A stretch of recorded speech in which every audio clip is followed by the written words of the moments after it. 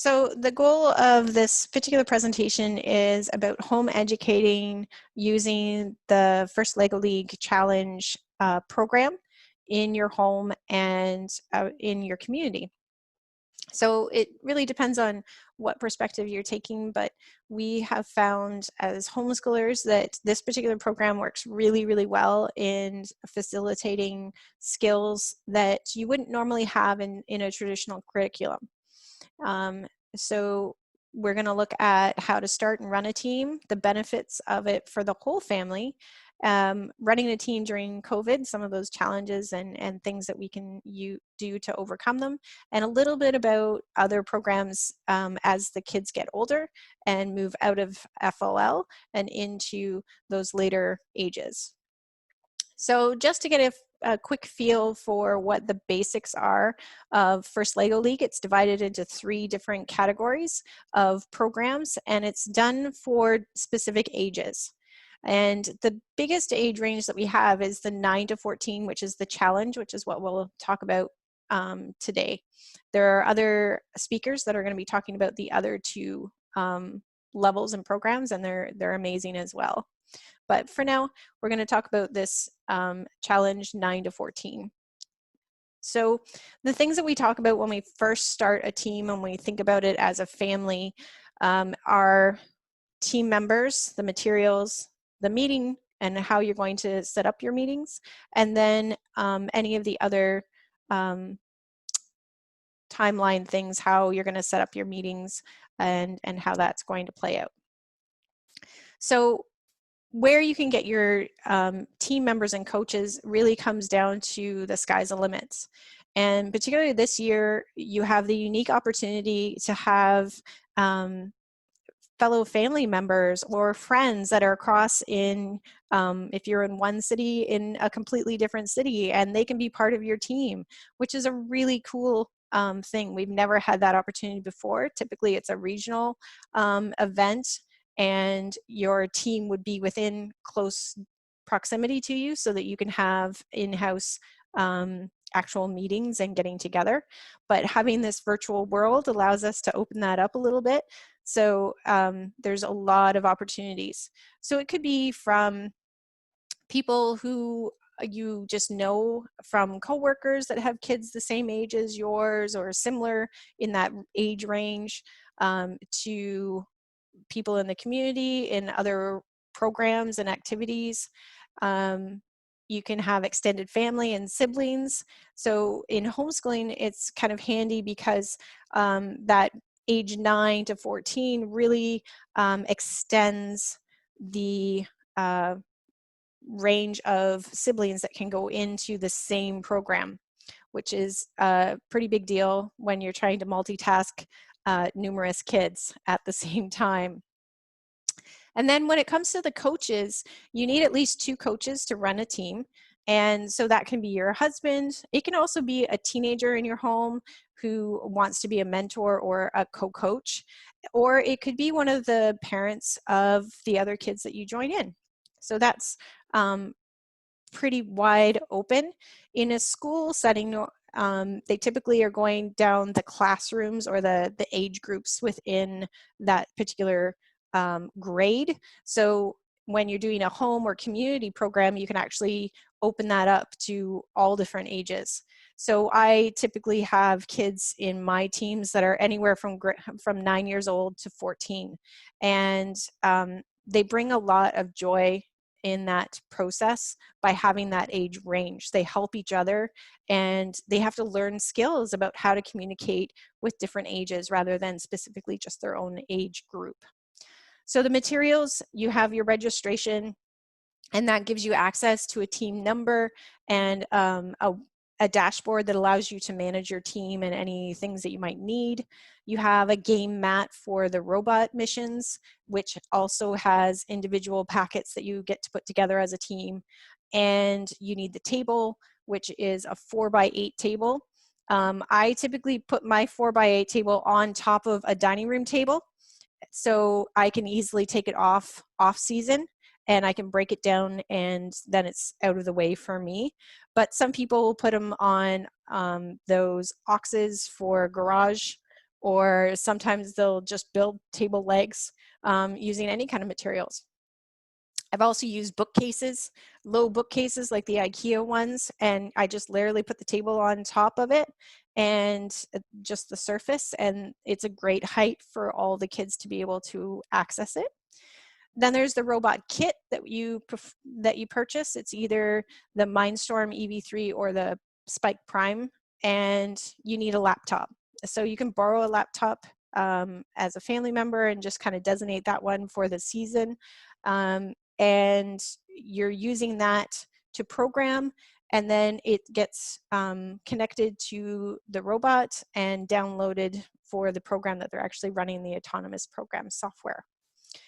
Meetings in a non-COVID world, you could be anywhere. You could be in a community center, a library, any kind of free space.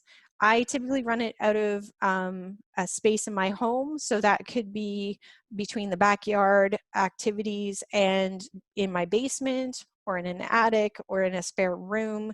But you want a space that you can designate that table to be because you're going to be around it a fair amount. And then you can use lots of different platforms to run the actual programming on your laptop and things like that. So meetings typically for FLL in this age is anywhere between 1.5 to 2 hours a meeting, and then we typically have about 2 meetings a week. And when it gets closer to the competition, it might be 3 times a week, just to give the kids more time to be able to program or problem solve any issues that they might have. And so that leads into the timelines. So if you're working towards the tournaments, typically the tournaments are actually late November and December, but this year they're actually pushed to beginning of February. So that gives extra time to get yourself ready to work through any kind of challenges you might have with regards to getting together on a regular basis, those kind of things. You have the opportunity to share what you learned. Instead of maybe doing just the tournament or not doing the tournament at all, you could still have the kids over the year go to community centers, retirement homes, even into libraries. They would love to have presentations from your kids about what you've learned and showing the program itself, what it offers. Or you can also break it down where you don't have a full team meeting situation.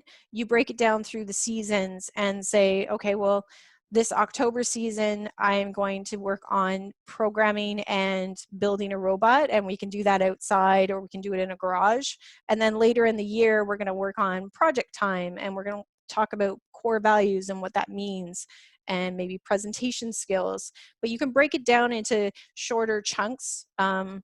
As a homeschooler, typically I break things like that down into about 6 weeks, because that's about as long as the youngest kids are going to manage their time and be engaged in it, and then they need a break. So, and you might need a break too. So we will typically mix between those 2 times.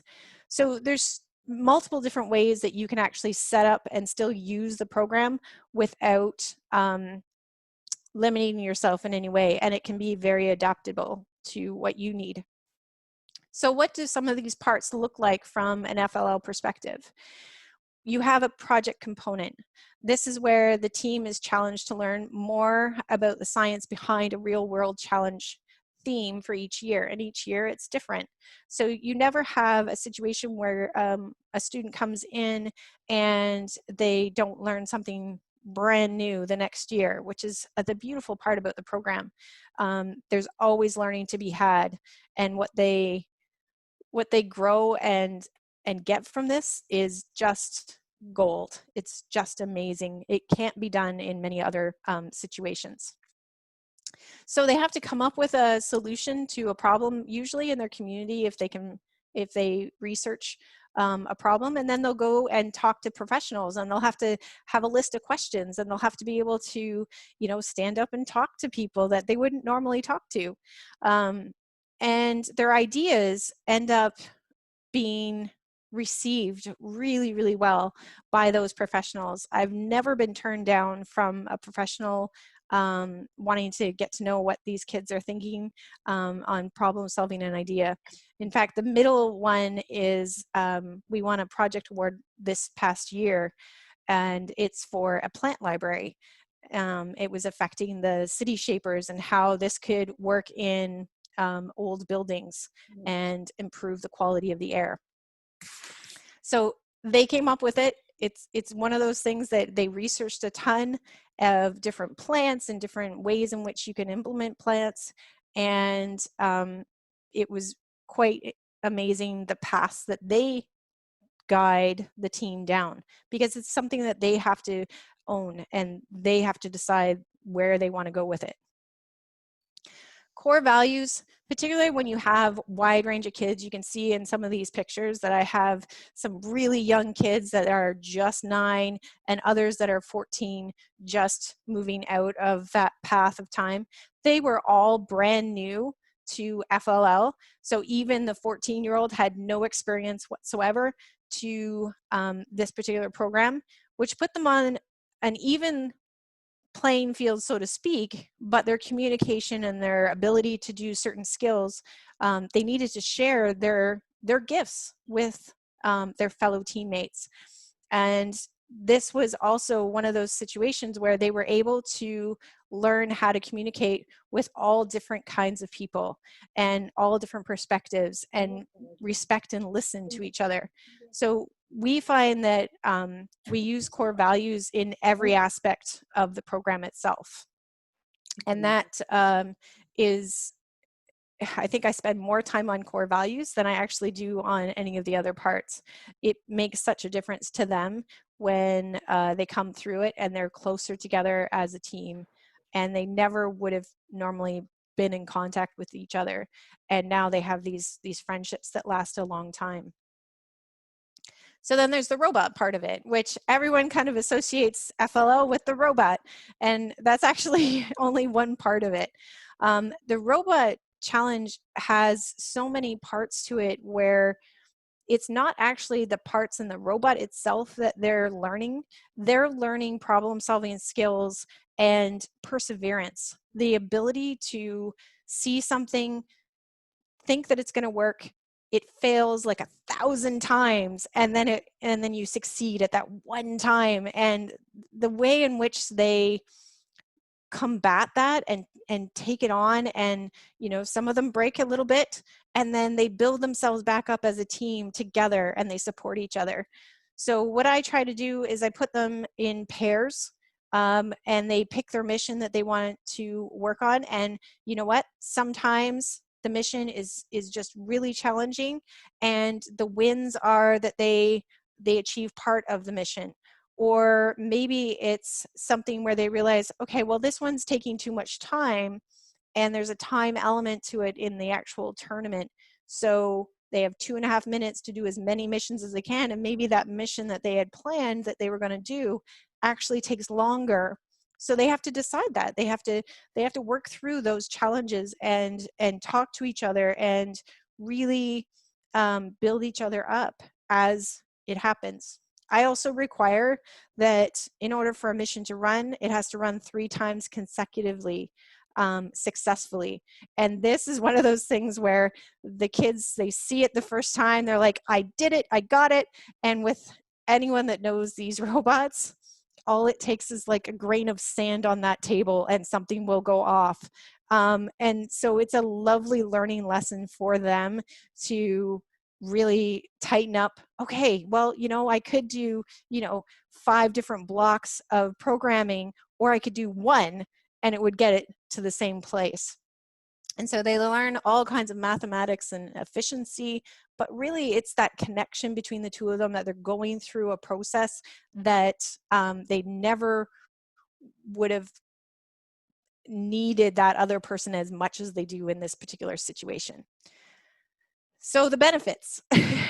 Well, the benefits to our family is that I get to go usually and hang out with both my kids at the same time. And my husband then comes in a little bit later and he adds to the team, or adds to what is happening. We mentor with the FRC, which is what my son is in, and my son has also done mentoring for my daughter's FLL teams when she was in those. So it ends up being something where instead of every kid going different directions and parents going different directions, we actually are all in the same place. We may not be on top of each other doing the same thing, but we know that we're there. And so, you know, I don't know about you, but I have kids that love making funny faces at me and pointing out things that they're really excited about and share it with me. And they can do that right then and right there because I am there and because my husband is in the picture. It also allows for more communication to be had as a family because this takes a lot of time. And so if you're going to prioritize that time into FLL, then you need them to agree to that and to really put forth their energy into making sure that they've gotten their homework done whatever tasks that they needed to do. We've actually not gone to certain days because, you know, they hadn't done the dishes for a week and that was their job to work together to do this. It's a core value activity.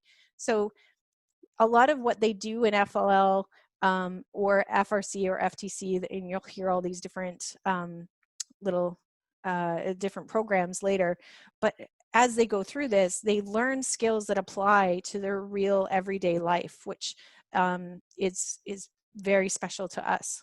And I love being able to share all the different aspects. I am not a techie person. My husband is a techie person. So I get to learn from him and he learns from me on my artistic and my management skills. And he's just in awe of what I do and I'm in awe of what he does. So there's mutual respect that occurs as well. And the kids get to see that in a very unique situation. So the challenges that we run into as a community team or a home team, recruiting coaches is, and students sometimes. Students I can usually, it's Lego and it's an activity and it's an adventure. So a lot of times I don't have a problem with finding kids, but coaches are a challenge.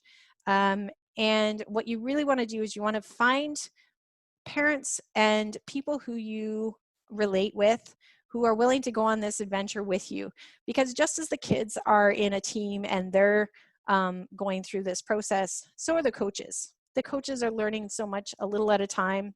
Every year it's a little different. Every year our strategy kind of changes on, you know, we really need to work on more of this or less of that. If you have kids that are all brand new, and so I've had 2 straight years where all of my kids were brand new in my teams, and so I had to, from one year to the next, realize that, oh, okay, I need to work more on this. And you know what? My other coach is so much better at that than I am. I am weak in core values. Those activities that they come up with are just phenomenal. But for me to do it, it's stressful. But I can take on the robot or I can take on some of the other challenges. So finding that balance that works with you is really important. And making sure that you check in with each other and keeping that communication going. Managing the team. When you have multi-age kids, I touched on it a little bit, but they have very different needs at different ages. And when they come together, they need to be aware of how to speak to one another, that you can't just talk over a younger child just because they're younger. You have to really show the value that everyone brings to the table and make sure everyone is heard. So it just takes a little bit more time and energy into making sure that they are learning to work together. But I have found that the kids that are older gain so much more from listening to other perspectives, because the younger kids usually have the best ideas. They usually have the most creative ideas. And it's the older kids that need to think about that and go, well, how can we actually practically put that in place? And the younger kids are just in awe when their idea is heard by those older kids and actually shown to be doable. So that's a beautiful, beautiful thing that they learn from each other. Securing the space, we've kind of talked about that, where you can do it. The cost of running the team, that is a challenge for every team. As a community team, you have to fund yourself. So that can be through team grants that exist through FIRST. It can be FRC sponsorship, which is the higher level of FIRST, and they can sponsor you and help fund the costs. Or you can do fundraising. People have done lots of different kinds of fundraising, from, you know, selling, doing a garage sale to bake sales to all different kinds of things. So that works really, really well. But when we look at this in the COVID world, that's where things get a little crazy, because it's hard enough to run a team in the normal time, but so rewarding. In this COVID world, we really have to think a little bit differently. And thankfully, FIRST has really changed and stepped up to giving real solutions, just as we would in any team challenge, to creating an environment that this will be really beneficial to others. I have a high-risk daughter, so for me, having kids in my home is not a possibility. So being able to do this virtually, being able to have conversations and even get family members into it through a virtual world makes a huge difference. The other part that's really cool is this year they allow you to, means that if everything is in one house, you can actually send the mat to another house, and then you can work off both of them, which is also really a unique situation for this year. The costs of the tournaments are going to be less, and running the team is going to be less overall than what we would have typically in a season. So there are really great opportunities here that we can use and take to our advantage. So what happens next beyond FLL? You've got your kids, they've gone through FLL, they've learned all these amazing skills, and now they can present and they can talk, and they're really, really engaged, and they want to do more. Well, as of last year, FTC came into Canada, which is huge. It covers that grade 7 to all the way to grade 12. So typically you'd have FLL students, and they would be booted out into the world, into FRC at 14. Now they have kind of an overlap time. So if your kids have been in FLL for a long period of time and they feel really confident and they want to take on a new challenge, FTC is there for them. And then the FRC robots are absolutely astounding to me that it's made by the students. Like, it's just phenomenal. So FTC, it overlaps with those ages 12 to 18, and it's a 12 by 12 mat, and they build a robot out of a kit, which is similar to FLL, but they're controlling it for most of the challenge, which is not the same as FLL. FLL, it's all autonomous, so they program it and it goes and it does its thing. In this case, they have a certain amount of autonomous time, but then it goes into this running time. So FTC is pretty amazing overlap, and it kind of takes the best of both worlds, in my opinion. And that's just because I'm going to be running a team this year for the very first time, so I'm super excited. And so you can see the robot down there. It's not as big as the FRC ones, but it is definitely bigger than the FLL ones. And it's made out of a kit, but it has motors and gears and all kinds of things, same as the FLL and same as the FRC.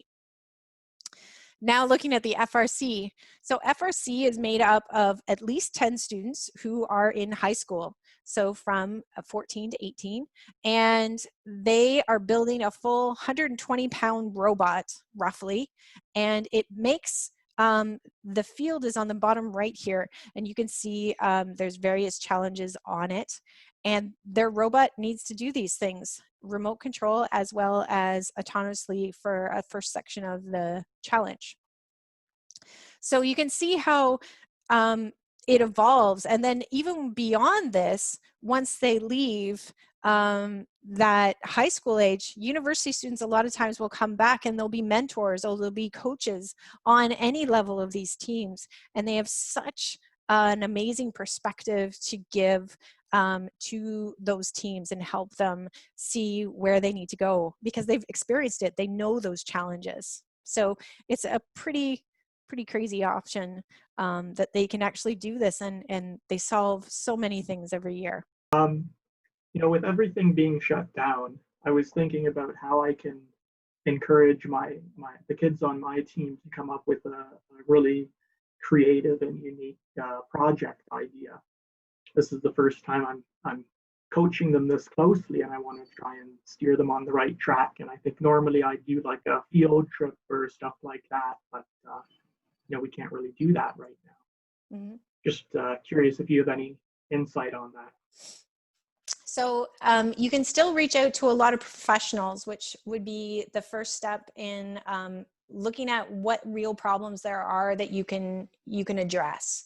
And then you look at what are the kids most interested in with regards to that challenge. So because we're doing sports this year, it could be anything from people who don't have a lot of exercise in their life because they're stuck at home in a different situation. It could be how do you do exercise in your home if you can't get out? Or maybe it's professionals. How do they navigate those things? And so as they start to talk to professionals and get some ideas of things that interest them, then you can take that and start narrowing it down. And the goal is that you're really starting to take you want a real defined question and answer that question. And the funny thing is your solution doesn't necessarily have to work. It's the process by which you're going and finding that solution. So even if it's not the most effective, a lot of times what we end up doing is we have an idea. The kids have like 50 ideas. We narrow it down to maybe 3 or 4 of them. And then when we talk to the professionals actually have one of those ideas going, yeah, that's a big problem we are dealing with. And it just helps really focus what their problems are. Sometimes they're completely off the wall, and those professionals will say, yeah, like we have this problem and this problem and this problem that we're still trying to work through. And one of those inspires the kids to come up with a solution. So you have to really be flexible to go through the process. I know you want to just guide them and say, let's do this. And it really is important that they have that opportunity to explore it.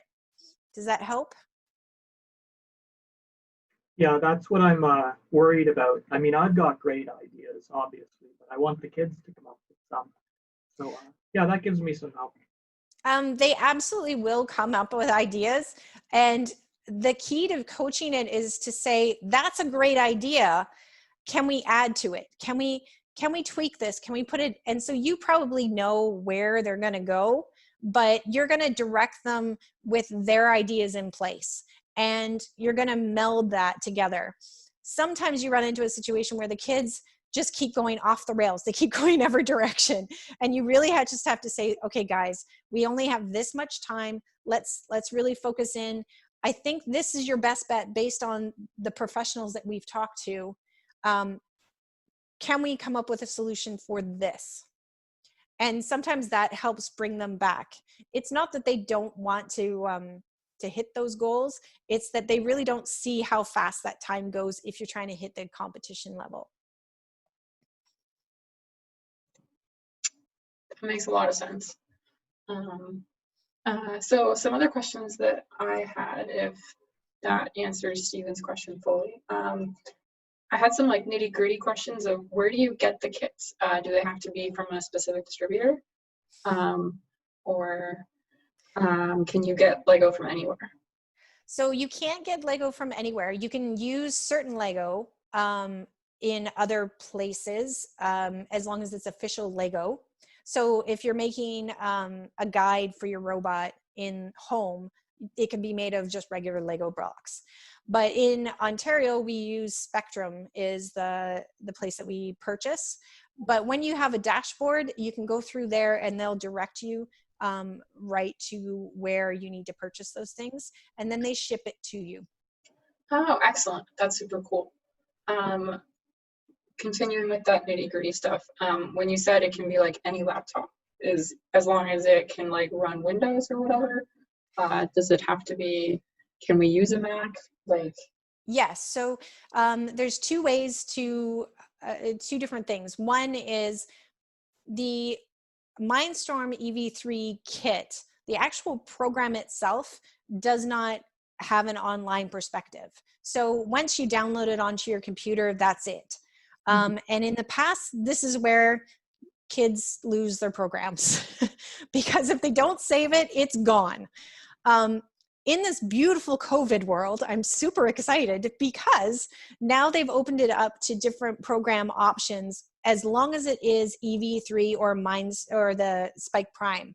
So that means that you can actually save those programs in the cloud. So you're just going to label it and it'll go up to the cloud, which means when you're at a tournament and that laptop dies, you can grab somebody else's laptop and download the program and everything will be okay. But this was not an option in the past. So this is a huge change that FIRST has done to make life a lot easier and far less stressful. Okay. So one of your suggestions for like the COVID world, which I thought was excellent, was getting 2 mats, and then so that students can work on things independently within their own little bubble, which is, I think, great for the health of everyone. But is there limits in terms of how many Mindstorms or EV3 like robots you can have? So there's no limit on the number of Mindstorm robot kits you can have, but they are pricey. So it really comes down to what your budget and whether a family already has that kit is huge. But you are only allowed to use 2 mats. Now, here's the thing. From a team that's had years and years of homeschoolers, I was dreaming of 2 mats. And so I'd actually run 2 teams just to get the 2 mats so I could spread out my kids. The fact that we can have 2 mats this year is, as it says, a game changer, because then you really can have 2 houses from completely different cities working on the same solution. And then your software goes up into that cloud, and guess what? You can download it onto respective robots and actually be able to run the other person's program, which again, never would have been done before. So perks of COVID. Yeah, this is excellent flexibility. And then I think Annika has a session next about the virtual toolboxes that are available to help with that too. So those are a thing too. I'm actually going to go to that one because I want to know what she's got coming in, because I just don't, I mean, I break computers. So I have literally had times where my laptop has just died and a kid is working on their program and it just doesn't come back into the world. And, you know, tears are had by all. Yes. Computers are hard. Yes. Sorry, can I ask something? Absolutely. Yeah. Hi, I'm Mindy. I'm really new. I just ordered my set and it's really my first time. Just wondering, actually, like this time when it's like COVID-19, it gave me more chance to do this one because like I work at the same time. I don't have too much time, but like when it's doing online, it's more flexible. But I just wondering like, what's the competition? Like what kind of like for the competition? It will be like in person, like before in some of the school, or it also will be online? So it's going to be online, but there's so it's interesting because in the judging room, they're actually judging all of the things together. So your core, your robot, as well as your project. So you're not going into multiple rooms. So those same judges are going to judge you for all of those things. Core values is incorporated into your project and your robot. It's part of the questions that they ask you. The answers that you give will give them an idea of how your team works. And hopefully this will make it easier for the judges to really see the teams as they are. And so that means that you're going to call into like a Zoom call like this, and your teams are going to be doing the same, the team members. And they'll do their presentation, maybe they'll do a video, it could be anything, but it will be laid out more as the tournament gets closer. Then for the robot time, you're going to have your mat set up and you're going to have a camera pointing at that mat. And what they've suggested is having the camera posted at the precision token end so that they can see most of the mat and what you're planning to actually do with it.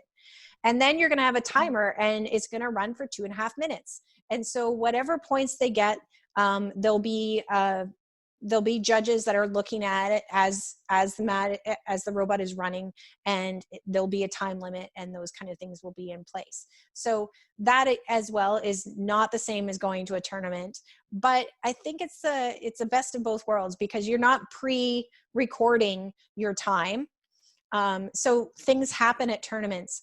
Robots never run the way they do at home. Yeah, I So know. this could be a beautiful thing, but at the same time, they're still taking into account that there is that kind of craziness that happens. So I like the fact that we're not going to just pre-record and put in our best time. We're going to actually see, the robot's going to fail. There's going to be times. And so still having a couple of opportunities to run it, still having those elements to the tournament, I think will really help overall the kids feel that excitement that we normally have in the tournament itself. I see. Thank you. Thank you very much. You're welcome. And actually, that ends us at the perfect time.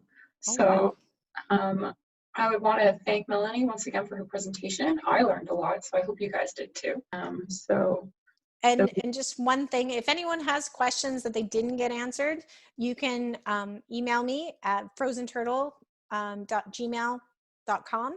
So if you have any further questions, I'm happy to answer them to the best of my ability. I'm still not an expert by any means.